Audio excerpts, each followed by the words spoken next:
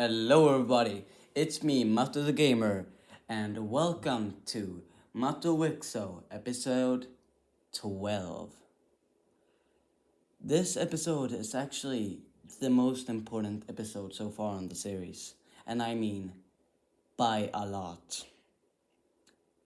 And you're gonna see something very important happen in this video.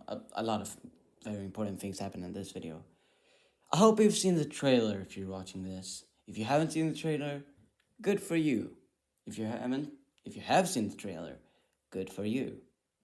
This video is going to be known as The Road to Year Zero.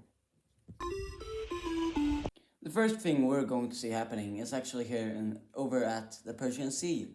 And we're going to see Persia here with the leader of Ambonus. Sounds like a bonus, but Ambonus is actually going to move over here and actually become pretty big. That's good for them. They take all of that.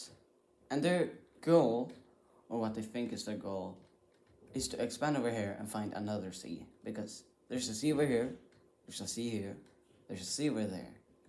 Why shouldn't there be a sea over here? Well, that's their mindset at least. Isn't really that... for us, it's very obvious that there isn't a sea over here, but after finding this lake, they're even more locked into finding a sea. This, with Shun, the leader Shun, is actually also going to agree with this and also start expanding over here. But they believe that if they're going to find the sea over here, they might as well find the sea over here. Because for these guys, for most of the world, Mesopotamia is the center. And if there's a sea up, if there's a sea to the left and to the down, there should be a sea up and to the right. Right? That's what they think. And they're partially correct with that because, well, the Arctic Sea, but not fully correct. So they're going to expand to something like this. Now, going over to Europe, you're going to be something. We are going to see, I think this is, I'm not sure what this country is named, but yeah. We're actually going to see the country of Adriatica, which is the name, expand up here into these regions of, well, the Balkans. We are also going to see Rome, after their collapse, also expand a little bit. Because Adriatica, yes, came from Rome, but they're actually not that bad enemies. They're kind of fine. These guys, or yeah, most of the areas here hate Romans. But the Adriaticans are fine with them. The Romans are actually going to expand over the Alps, which is very interesting. That has been in the works for a while now, and well, Rome, you look like you have a giant forehead. That's all I can say. France over here is also going to expand. Marcus has not taken France into an expansionist way, but they're expanding and they have kind of made the Frankic Empire, France Empire, that's what they made. They're also going to expand more into the London area of, well, the Britain Isles. And we're actually going to see something happening with France over here.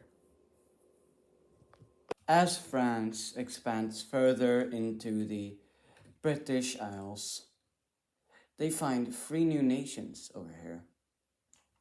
And these 3 new nations are named Luton, Wales, and Scotland. All of these 3 are actually pretty new, except for Wales, which was the oldest country here, until these Scotland and Luton were split off from them. This is of course not known by the rest of the world, and France has no idea what they're saying, because their language is weird for them. Going over to another part of Europe, we're actually going to be seeing Sweden over here expanding. They are, for now, the most northern country in the world, which is congrats to them, and they're going to make that even more clearer by expanding further up the Swedish coast. they're actually also going to go further down into Germany, and we're going to see something that we probably didn't think would happen, and that is Sweden finding France. And with that, everybody else in the world, in around a few months of time, seeing that now Sweden is a thing over here, which nobody knew by the time this happened, which is around year 93, minus 93.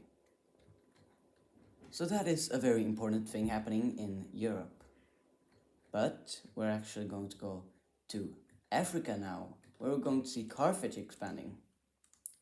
Carthage has gone to probably one of the strongest Mediterranean countries, if not the strongest, which I would actually say Carthage is the second strongest after Portugal right now in the Mediterranean, Cyprus being 3, of course, and actually Egypt being 4, which after Egypt fell a few episodes ago, they have never been as strong as they are right now. But now we're talking about the power rankings in Mediterranean, not in the world. That's a lot different. But Carthage, we're going to see them expanding a lot, but not too far into, well, the Sahara Desert over here, because it's the Sahara Desert. Moving over to Egypt, which we were just talking about, are going to expand. And yes, as I said before, into the Sahara Desert. That might, and you might be confused, like, weren't these guys like really weak? And yes, they really were, but now they are number 4 in the Mediterranean, so they are actually pretty strong. Going over here to the Delhi Indian area, or daily, no, not daily, more like episodely Indian updates, we're actually going to see 4 new countries being created here. One kind of Bangladeshi and 3 others states over here, up almost in Nepal over here.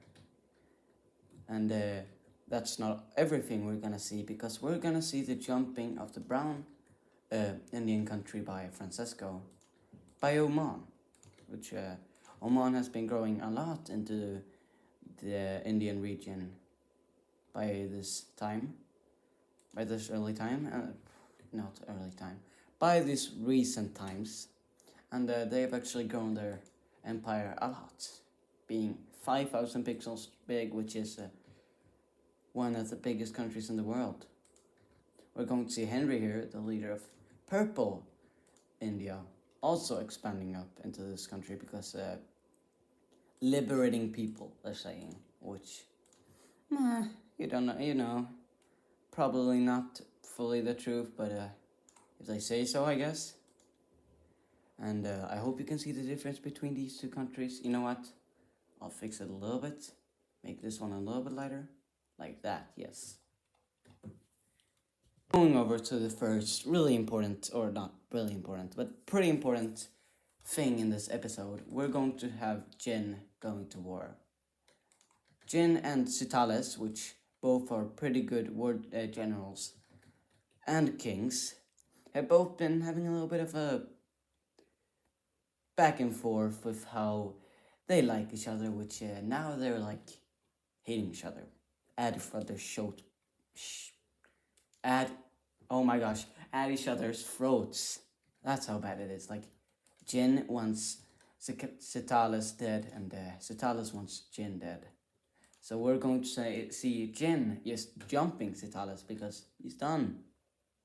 He's going to take over this, and oh gosh, as we probably saw, Sitales is a pretty strong country over here, almost being back Taiwan and destroying another country, so they're not going to take this lightly. Sitales is actually going to invade into the mainland, and actually this is the capital of Jin's country, Jin's Chinese country, so they have just encircled the capital of the dark blue, gosh, why am I messing up with this, Chinese country, which is not very good for you, Yin, but Jin's over here, and Jin's fighting war, because they just cut off Sitales, and Citalis is over here on this island, and Citalis gets executed by Jin, which means Citalis II, his son, which is he's 17 years old. He should not be ruling this country when he's 17 years old. We're actually going to have Taiwan joining this war, and actually on Citalis II's side. Taiwan sees how strong Jin has gone in these early times, in these recent times, and they're actually going to capture the capital, where they thought Jin was. But no, Jin was somewhere completely else. Jin was on the islands of Pink China, and they are now invading with the Pink Chinese into Taiwan, because they saw this coming. They really just saw this coming, and now they are getting invaded. Citalis II gets thrown out of office by the people and is replaced by Ryo, which she is a pretty strong person. Like, she is good at this, and she will start fighting back Jin until Jin is like over here, and they're like, oh, you're done for, and they capture the capital, and Ryo is executed. Oh no. And now Ryo's green shine eyes gone. With this, we see Taiwan exiting the war just after Jin taking a little bit more land and taking their capital back, which, thank gosh. But now we see Taiwan leaving this war because this was too costly and you lost an ally in the process. That Jin creates a group, or an alliance actually, named the South Chinese Bloc, which we're actually going to see Pink China join because they got really close in this last war against Taiwan. We're actually also going to see Jin expanding further up here to expand their border with the cyan or light blue Chinese Empire, which are also gonna expand, but not over where you are, because they don't really care about you. Like, they're a little bit unsure what to do with you guys right now, because you are getting a little bit too powerful for their liking, but they're holding on of killing you guys for now, which Yin is grateful for, that's for sure. Going over here into where Crimea sits, so the Black Sea, we see the leader of the Caucasus, which I think this is the Caucasus, Kestruti. After he dies of old age, we actually see they will unite with Crimea. Oh gosh, it's the wrong way.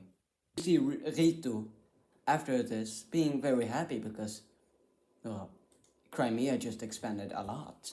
Congrats, Crimea. And Crimea's not gonna end there, because they have a goal in mind. And their goal has been to connect with the pink. No, not with the pink. With the dark blue / grey country over here, because they have been allies for, well, not allies, but friends for a very long time. And they're going to expand something like this. And these guys are going to expand with the leader of Takeda. Are actually going to expand all the way up to meet here at this river. So yeah, that's nice. The thing is, Turkey and this pink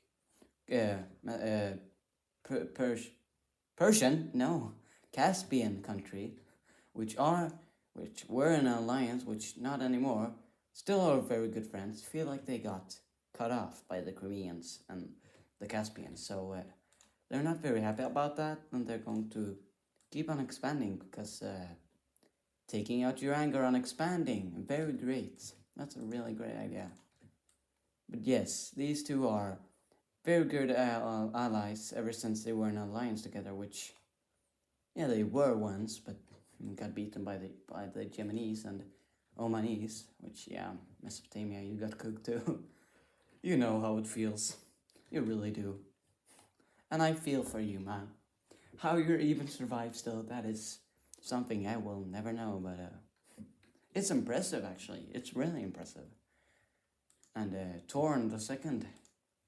I hope you're a good leader for Mesopotamia, that's for sure. Because the other countries over here are not.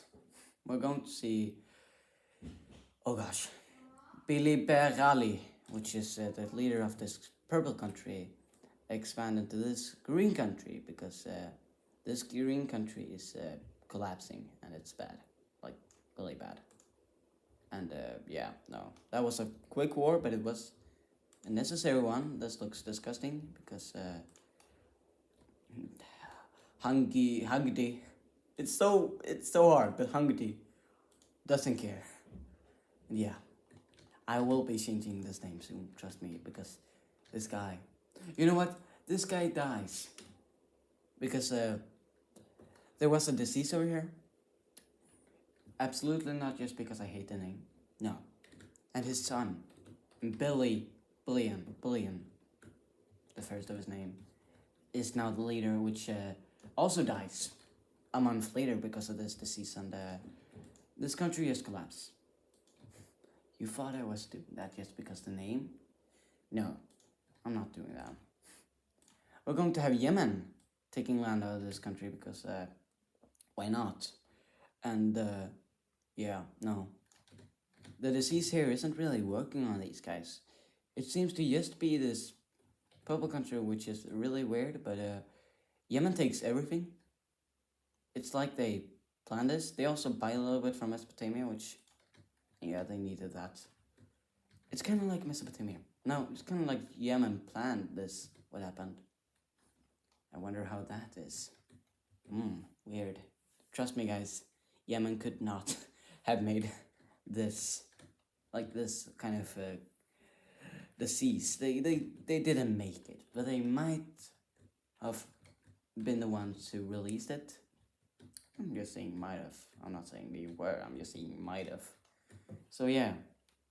And now, as the year turns year minus 55, an Egyptian explorer named Faison is actually going to find a scroll / a roll in the desert over here. And he's going to bring it up to the country of Egypt, his country, and he's going to bring it to the leader, Million.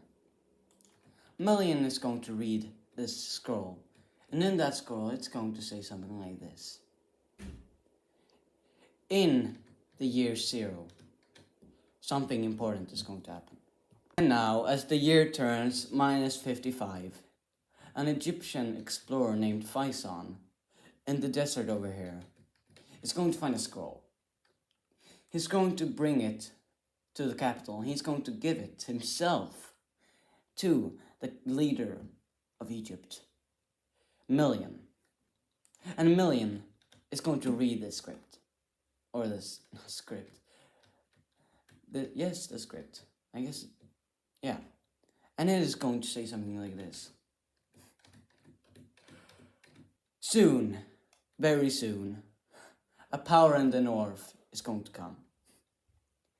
It will kill people, it will take over lands, and it will rule the world. This country will be like no other.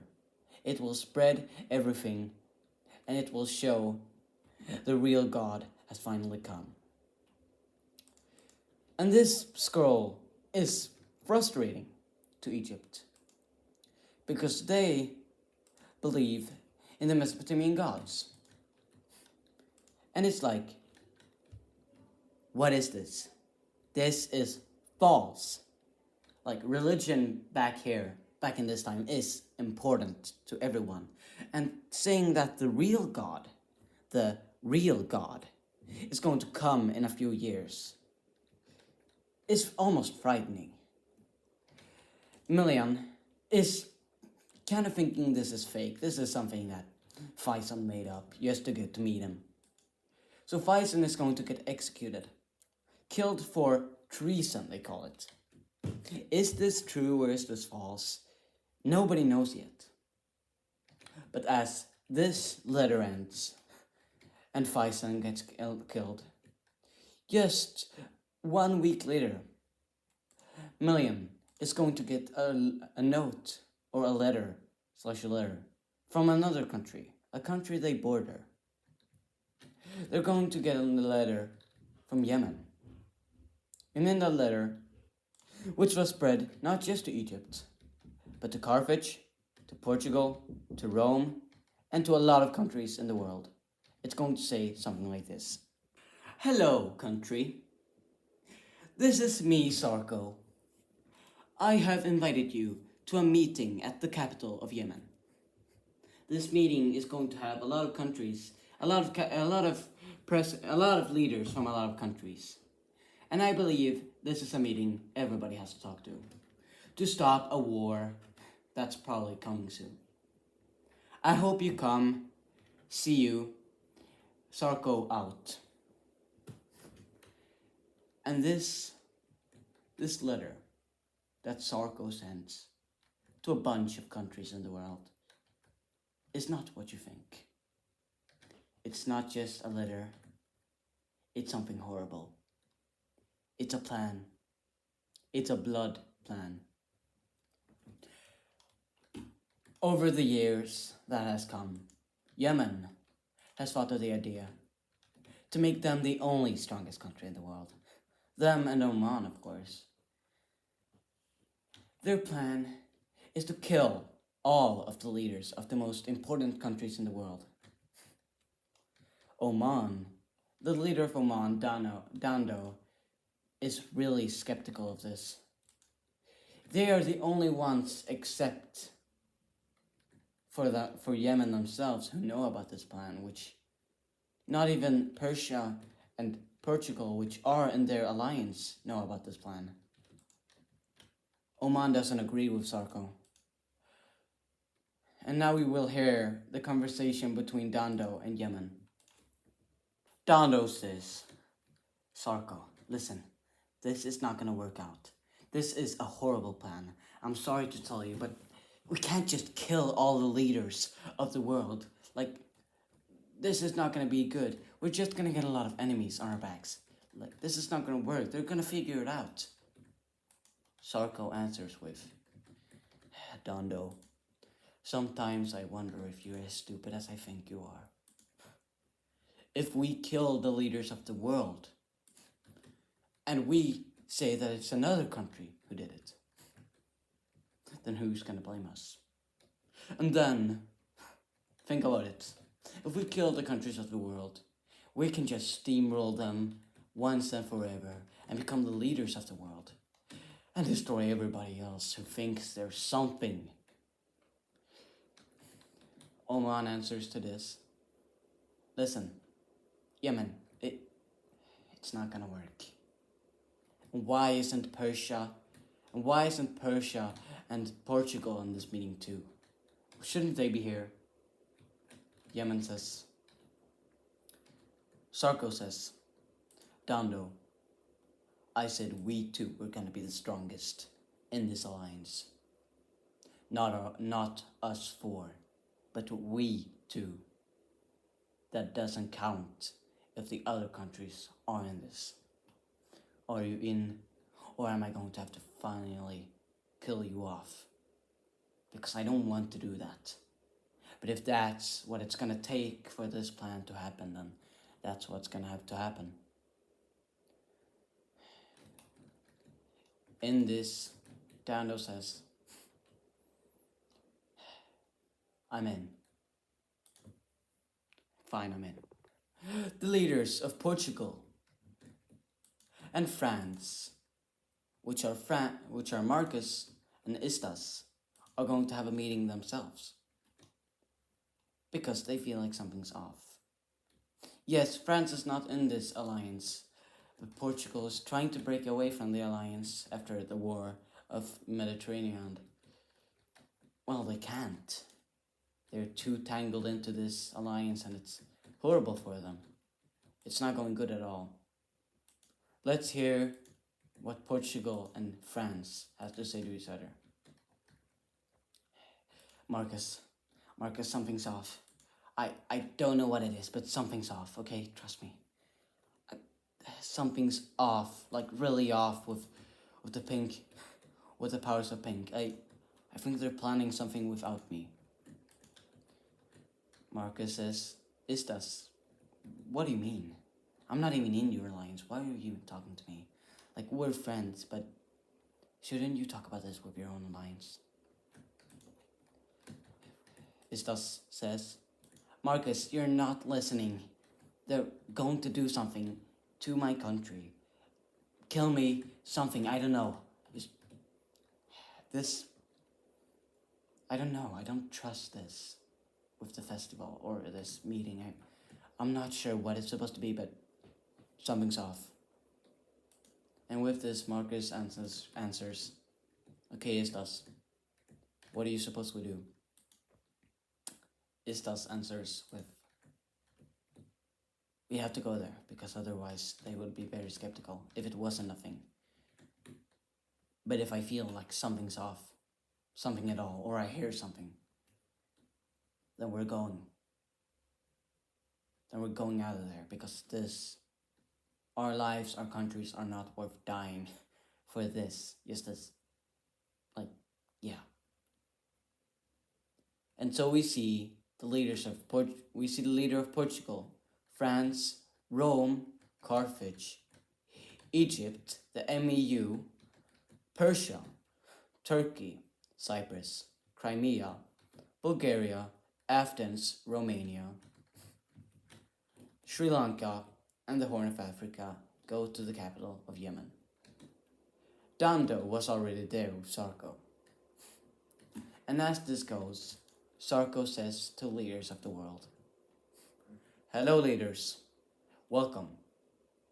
I have gathered you all for an important meeting. I think we all need to hear. This is hopefully going to be a good night for us all. And I hope we will all succeed in what our goals are in our lives. Sarko whispers to Dando. Dando, you know what the plan is. Bloodbath Yemen is coming soon, okay? Just trust me. Trust me, okay? And the leader of Portugal, Istas, he hears this. He hears what Yemen is saying to Dando. And his eyes open up with fear, so much fear. He and the rest of the leaders of the world are going to be killed. The leaders of Athens, Bulgaria, and Romania have to go early because, well, some things are going on over there, but Portugal, Istas, runs over to Marcus and he says, Marcus, listen, we need to go. Something's off. I'm not sure what it is, but something's off. I heard something about a bloodbath. I think this meeting, it's gonna turn into a bloodbath soon. We need to go. This is not worth it. And with that, Marcus nods. He listens and they both leave. Without even Yemen knowing and Oman knowing. They leave. And now, the other leaders of the world are in Yemen's capital. And as the year turns to 40, it happens. Yemen flips a switch, and a bunch of doors are opened. Troops, hundreds of troops, surround all of the leaders. And Yemen says, and Sarko says, everyone, these are the final times of my life. I am 83 years old. And this world of mine, it has been fantastic to live in. But I am not gonna go out like normal leaders. Because I am not a normal leader. I am not a normal leader at all. Because today I will be killing all of you. The leader of Persia, Waboon, gets stabbed in the back, killed by bleeding out. The leader of the Horn of Africa Epas, gets thrown into a cold, frozen tub of water, freezing to death. The leader of MEU, Jonas, somehow flees without getting killed. He takes with him Million, the leader of Carthage. Rowenia gets killed. The leader of Rome, Ludwig, gets killed. The leader of Cyprus, Harlord, gets killed. Probably the most brutal one, the leader of Turkey, Maximus, the slave turned into a kingdom, gets murdered. And with his own blood on the wall, it is written, slave leader. The leader of Crimea gets killed.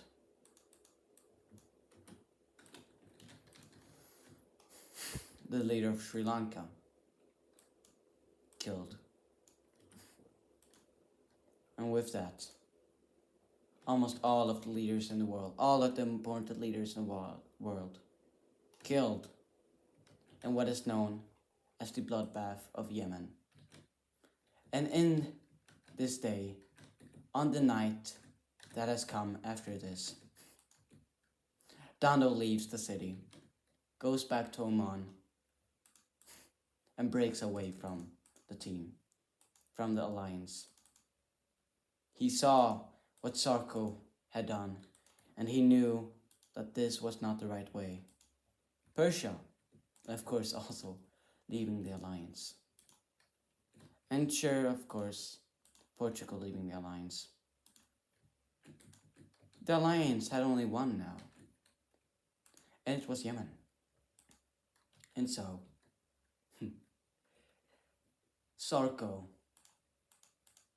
once and for all, died on his own will, going out with a bang. His son died too. He was mistreated, and one of Sarko's men thought he was one of the leaders. So Sarko III is going to be the leader of Yemen. And with that, a lot of countries have just happened, and this is the most important thing ever. With the murder of the leader of Carthage, a bunch of people are going to split off because they want to be the leader. We're going to see over here a pink rebellion starts. Over here, a yellow one starts. And that's not the only thing bad for Carthage. The new leader of Rome, Saturninus, which was agreed by everybody, should be the new heir to the throne of Rome, goes to war with Carthage to show that their empire has just now begun. They are going to take the islands of Carthage and encircle the capital. This is horrible for Carthage. They are getting attacked by so many fronts, and now they're just collapsing fully. This is what happens when a country loses their leader. The only thing that held them together was their leader, and now that leader's dead. And Carthage not having any leader, the capital is going to fall because they have no will to have a kingdom anymore. Because the kingdom of Carthage is gone, and it's been gone for long now. And it will probably never come back. Year turns -50. The capital of Carthage is no longer a capital. This is going to be the new peace treaty and how the area of Carthage will look like. We're going to see the leader of Portugal and is thus and markets, creating an alliance known as the Alliance of Europe. Oh gosh, wait, yeah. And these two are actually not going to be the only ones joining this alliance, because we're actually also going to see Luton over here joining this Alliance of Europe. And now, as the episode has reached its highest tops, we will see it going even higher. Because now, the Third War of Mesopotamia will commence. Dando, which just, well, let's say he's not alive anymore, on his own terms, gives his son, Dando II, the throne. And Dando II has seen what Yemen has done, and they are going to go to war with Yemen. The troops of Oman are getting ready. Persia's troops are getting ready. In some ways, Mesopotamia's troops are getting ready. Lebanon, Syria's troops are getting ready. Egypt's troops are getting ready. Everybody is mad at Yemen. Even Jonas is sending troops into this. Oman is the first to strike, taking land down here in Yemen. But of course, Yemen is strong and Yemen is smart. They are going to take Qatar over here and Bahrain. No, yeah, that's Bahrain. And they are going to fortify this area, so it's a good area to explore and expand. Not explore, expand into Oman. Now, in these dire times, we are going to see Sri Lanka send a letter to most, and actually every part of India. And this is going to say, in these dire times that are happening right now, let us unite and fight back towards the country that has taken away from our lands. Let us fight against the Omanis. Let us unite to take on this superpower. And yes, some of these countries are going to unite with Sri Lanka, mainly being these three. But we're actually going to see this green country also uniting, but not with Sri Lanka, but with the country of purple India. And these two countries are now going to declare war on Oman. You could actually say that this is World War I, but I wouldn't say it is that. It's the Third Mesopotamian War, that's what it is. And with that, Sri Lanka are going to send in troops into the most southern part of the Omanese Indian area. Henry's empire, the Purple Indians, are also going to invade into Oman. But that's not the only thing, because now we're going to the areas of Mesopotamia. Yemen is going to invade this little country because, well, it's going to give them better trade or better access to this area. They're of course not going to invade everything because they don't need to do that. That would just be worthless. We're going to see the Syrians starting to invade, actually splitting off the Yemens over here, which the Syrians are absolutely the strongest country to come out of the Mesopotamians. Egypt with million, oh gosh, million, with millions. That sounds like I'm saying millions, but no, it's million. With Million and his troops, he is going to invade up into the peninsula over here, which I don't know the name of. I should probably know that, but yeah. They're going to invade over here, and they are going to say that they are going to help the Syrians with invading into Yemen. We're actually going to see Koran over here not wanting to join the war, but because Yemen wants to get to MEU, because they declare war on Yemen. they're going to declare war on South Sudan.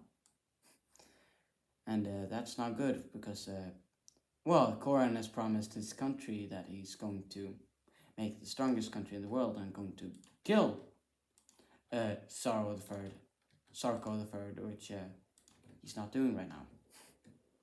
The MEU are actually going to get really attacked, like brutally attacked. And they're going to lose all their coastline, which is really, really bad. The people seeing how Koran is doing absolutely nothing against Yemen, invading their country, they are going to split away. And this is going to be a really crazy rebellions, or a lot of really crazy rebellions, because, well, there are going to be a lot of them. And, yeah, no, look at this, like, there are a lot of them. 2 already. Let me guess, there's gonna be 1 over here. Yep, there is. And, well, it's just getting worse, because, these guys are also gonna have a split, which, what is happening? It's just actually this small area over here, but also are going to have another split over here, which, yeah, no, this is not good. Not at all. This is how South Sudan is looking right now, which just collapsed. Yeah, no. And year 39, we're going to see, minus 39, we're going to see MEU actually fighting back, the MEU actually fighting back against Sarko III, or Yemen, or the Yemenese Empire, with the help of Million and his troops. This is actually going to go so good that he's going to make a really strong front line here, which none of them can actually pass, because the Yemenis have also created a really strong point here. We're actually going to see the Yemenis going over here, because right now they find Million as the worst or the strongest country in this war, which they're not. But they're going to fight back Syria, and they're going to take back all this land, encircling Alexandria / well, the capital of Egypt. And with this, Million will actually surrender to Yemen. This is going exactly how Yemen wants it to. It's bad. It's really bad for the rest of the world. We're going to see the leader, Karas, of Cyprus, are actually going to send troops into Syria, and they're going to invade back into Yemen. But something unexpected. This country over here is going to be on the side of Yemen, and they're going to fight back towards Syria. And you might say, what? Why would they do that? And it's because these guys and Syria doesn't really have the best history. You haven't probably seen anything on the episodes, but they've been fighting about almost everything.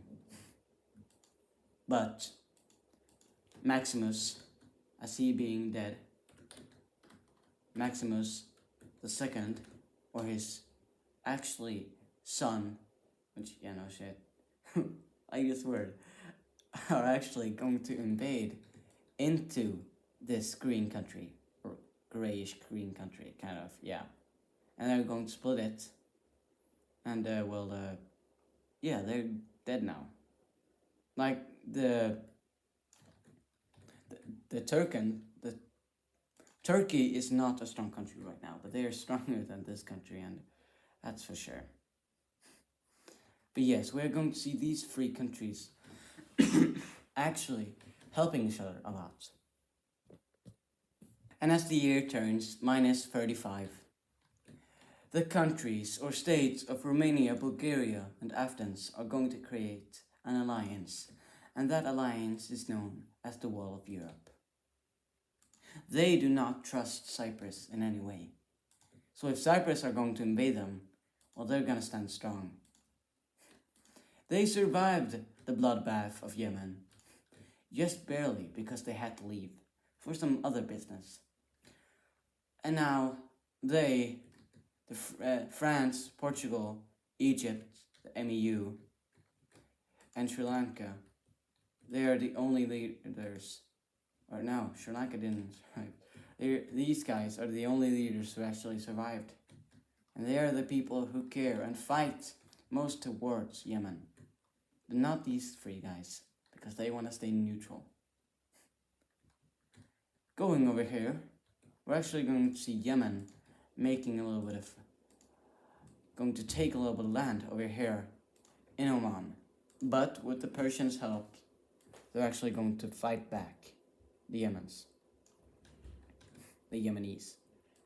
They're also going to keep on expanding into Yemen, and now they're really close to the Yemen's capital, which Yemen does not like. The Horn of Africa, with their new leader, Taro with a H, is actually also going to invade into Yemen. Yes, they're not powerful, but they're powerful enough to invade into this crazy powerful country. Yemen is and was the first strongest country in the world. And they are actually kind of showing that, because they're not 1v12ing, but they are attacked from a lot of different places, and right now they're actually kind of winning. With Million actually surrendering over to Yemen, MEU's front is not looking very good. And that is seen with, this being captured, which is not very good for MEU. And with the MEU's capital also being on the doorstep of being captured, they're not going to give up. Because we're talking about the MEU, the one and only MEU. And they will never give up towards someone as pitiful as Sarko III. Dando II is actually going to be killed in a fight over here in the city of Cairo. No, not Cairo. Pharaoh and his son, Dando III, which is only 21 years old at this time, is going to become the leader of the Omanese Empire. We are now going to see some other countries in the Mesopotamian area side with Yemen. Mostly this, or a gold country, which was invaded by Persia and this blue country before. They, with the help of a lot of Yemenis troops actually coming through the port of this country, which also joins the war, are going to invade this blue country, taking all of this. We're going to see this country, this pink country, also taking a lot of land over here, which it doesn't look good. But Persia, being Persia, is not weak. They're very strong. They're going to invade this gold country by a lot. This red country over here, Mesopotamian country, are also going to be invading, but actually on the Persian side. And now, in these very crazy times, Persia is actually going to look for somebody that they never thought they would have to ask for help. And that is the Mesopotamians. And the Mesopotamians are going to say yes to this. Not because they hate Yemen, but because they know that if they don't do this, they will be dead. And they, with 3,000 troops, which is not a lot, but it's something, on the year of minus 34. Minus 30 are actually going to invade into Yemen. They will not do a lot, but they will come to this country and help them. And this country, with the help of Oman, Persia, and Mesopotamia, will actually take all of the coast over here from the Yemenis, which you might say isn't that bad, but then you think Qatar over here, which will now, actually Saudi Arabia joining the war, will take. And wow, no, this is crazy. This war is just going crazier and crazier, and Still, the sides are clear, but who's gonna win? Nobody knows. These two countries, after being a little bit invaded by this lying one, will give up, because this was a lost cause for them. We're actually going to see Yemen with Sarko III pushing back Oman a lot over here. Actually, a lot more than what they've ever had. Pushing into here. Yemen are also going to invade into these islands, cutting off the Horn of Africa from their other land, which the Green Horn of Africa are actually going to join on the war with Yemen, taking a lot of land because these guys hate each other, and that's just obvious. And the Horn of Africa is kind of collapsing right now, which is not the greatest time to be collapsing. I'm sorry, but yeah, no. They just give up because they're not winning this anymore. Yemen just steamrolled their country. The MEU are actually going to do something. They're going to come back. Something that Yemenis never thought would be possible. And they're going to go here. And somehow, they're going to help Million who actually went out of the war are now going to go into the war again because they see that this victory might happen. And they're going to expand far into the Yemenis country. We're going to have this pink Carthage country, which is pretty new by now, actually going to war with Egypt, which they shouldn't have done. Because now the Egyptians are invading them too. And you might say the Egyptians are actually doing really good right now, and they are. And that is actually something that one country doesn't like at all. Rome. Rome hates the Egyptians. They don't like them at all. Same with Portugal, but Portugal is having their own problems right now. So Rome, they're going to invade into this country because they don't like this country either. They're going to take this country, but they're not going to stop there. Because they are going to go further than ever into Egypt. Taking all of this land. But now something's happening to them. Something really bad's happening to them. The country of Adriatica are going to backstab Rome. They didn't have any troops up here, and they're going to just get actually kind of steamrolled by Adriatica. And this is crazy for the Romans because these were their friends. And now the Egyptians are coming back. Because this is crazy. Their friends over there just... No, they got backstabbed. This gold country is going to join because it's free land right now. The Romans are collapsing because everything they thought they had was fake. Everything. And now the Romans are going to surrender up to Adriatica because there is no Rome no more. Adriatica has become the new Rome. Going back to the front over here, Henry is going to lead the war. They're going to cut off Sri Lanka, not because they wanted to, just because it's good, because now Sri Lanka can take this. And now they're kind of happy because this is what they wanted. They didn't really want anything else. So they're leaving the war. And Oman's like, that's fine to me. And it looks like Yemen's winning, doesn't it? Yet, they have so many enemies, and they have so many friends, but they're winning somehow.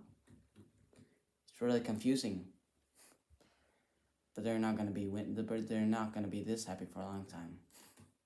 The MEU are going to be locked in, and they're going to keep on expanding into the African areas of Yemen.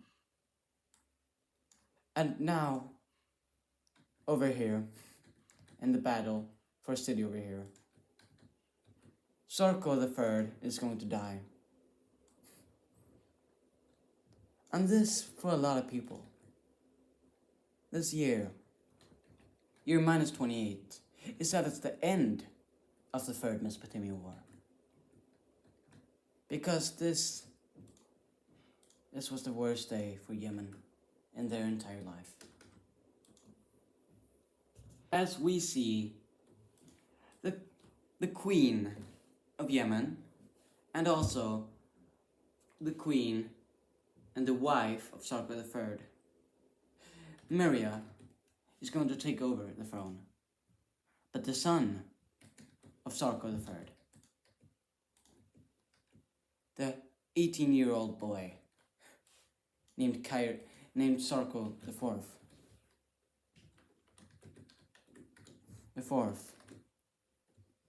is going to stand against this. I'm very sure it's that. Yeah, it's going to stand against this. Because this is his country. And a lot of the north in Yemen are going to stand with this. And some of Africa is going to stand with this. And with this, Yemen is collapsing. Fully collapsing. Horn of Africa, which went out of the war not too long ago, are going to join, as Toro has seen the future. They know that they're gonna win this. It was by a witch, yes. Is this true? Probably not. But for them, they're steamrolling. They're going to go into the green Horn of Africa and they're going to kill everybody. Just actually kill everybody. And now, Yemenis gone. In another war with Oman, or in another battle with Oman, Myria is also going to die. And with this, leaves the Yemen Empire to collapse. Sarko IV is going to go down, right with his men, and he's going to take the capital. And with that, the Third Mesopotamian War is ended. And now we will see the peace treaty. And as year minus 25 comes around, this is how the peace treaties of the Third Mesopotamian War looks like. As you can see, almost everything looks different. Yemen is collapsed. Oman is kind of collapsed in some way. The Syrian country, or Syria, has become really big. Egypt is maybe, probably not, but one of the biggest states they've ever been in. Rome, or New Rome, has been created. And a lot of things have just changed. Like, look at Saudi Arabia being strong. Not strong, but bigger. Mesopotamia being bigger. Persia, the MEU creating an empire. Horn of Africa also creating an empire. Look at the world at this moment. It's it's not even close to what it was before. Go back to the beginning of the episode and look at this. Look at that and come back here and look at this. Isn't this just a whole new world, kind of? It doesn't even look like the same series. But we're not done with this episode yet. Oh no, not just yet. Soon. Oh, soon. You guys must be tired. But as the year turns to 10, minus 10, the Jin Empire is going to go to war with the cyan, with the blue, or light blue. Why am I saying so much? With the light blue Chinese country, or empire, which is not going good for them. Even their ally, the pink Chinese country. What's happening? Alright, because they made an alliance even them are going to just leave the alliance because they don't care about this alliance. They're going to betray the Jin Empire. And they're going to expand into the Jin Empire, taking all of this. The Taiwan are also going to expand into the Jin Empire, surrounding their capital, taking all this land too. The Jin country, or the Jin Empire, has fallen. The Taiwan Empire has taken its place. And this is how the new Chinese area looks like. And guys, that was the final war of the episode. Now we're going into power rankings. Finally, oh gosh, yes. Actually, one more thing's happening. And that is, as the year turns to 0, a guy in Sweden named Fino. Let me just show you guys. Cast is leader, but Fino. Fino is born. And he does something. He makes a new religion. And this religion is known as Rubyism.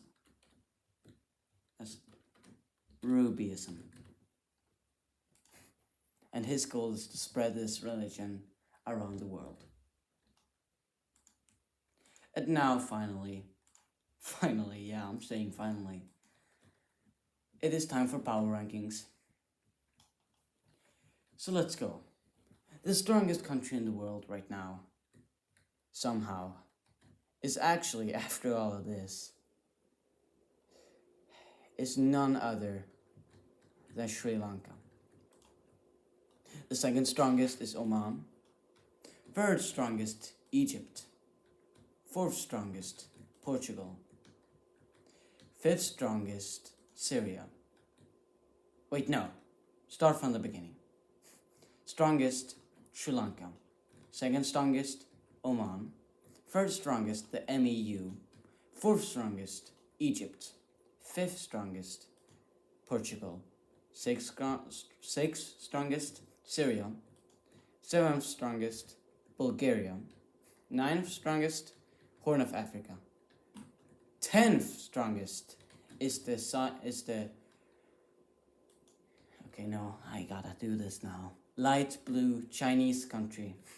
11th strongest is Sweden. 12th, France. 15th, Rome. Let's do 20. 16th, we will actually have Cyprus. 17th, Turkey. 18th, Athens. 19th will be Saudi Arabia. And 20th will be Romania. These are the new, this is the new Mato WICSO world. See you in the next one. Bye bye.